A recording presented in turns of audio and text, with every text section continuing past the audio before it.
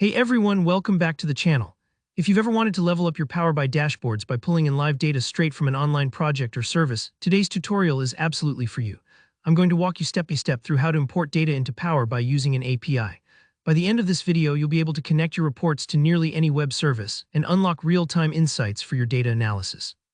Let's jump right in. First things first, open up Power BI on your machine. You might already be familiar with the interface, but take a second to make sure you're in the right workspace where you want to build your report. I always like to start with a fresh canvas, even if you've already got other data in the report. Importing from an API is super flexible and non-disruptive. Once you're in Power BI, look along the very top for the Home tab. This is your launchpad for bringing data in from all sorts of places. Clicking into Home is important because it centralizes all your data connection options. Think of it as the gateway to your whole analytics universe. Most of the essential tools are right here. Now, just beneath the Home tab, you'll see a button labeled Get Data. Give that a click. This is where Power BI really shines because it offers you dozens of different ways to connect data sources from spreadsheets to databases to, yes, web APIs. If you're feeling a little overwhelmed by all the choices, don't worry, I'll guide you directly to the right option. Here's a handy shortcut. In the Get Data window, you'll see a search box at the top. Type the word Web into this search field. This narrows the list and brings up the Web connector as your main choice. This connector is what lets you access data from an API as long as you have the right link. Just click on Web in the search results and then hit Connect.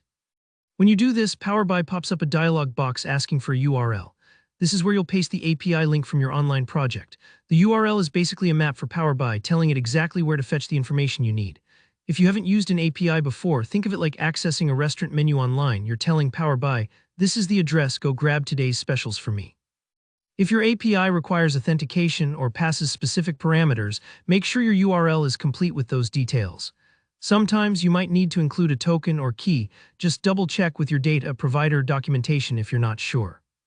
Paste your API link into the box and then click OK. Power BI will reach out to that web address and start pulling in the raw data. This part can take a few moments depending on how much information is coming through and how fast your connection is. If you ever get an error at this stage, it usually means there's a typo in the link or something special is required for authentication. Don't worry, just check those details and try again. Once Power BI grabs the data, you'll see a preview of your dataset right away. From here, you can shape it, transform it, and visualize it however you like. And that's really it. You've just connected Power BI to a live API feed, opening the door to dynamic, up-to-date dashboards. I hope this walkthrough made the process clear and approachable for you. If you found this helpful, give the video a thumbs up. Drop your questions in the comments below, especially if you're stuck on a particular API or need advice on connecting more complex data sources. And don't forget to subscribe for more Power BI tutorials and tips. Thanks for watching, and I'll catch you in the next one.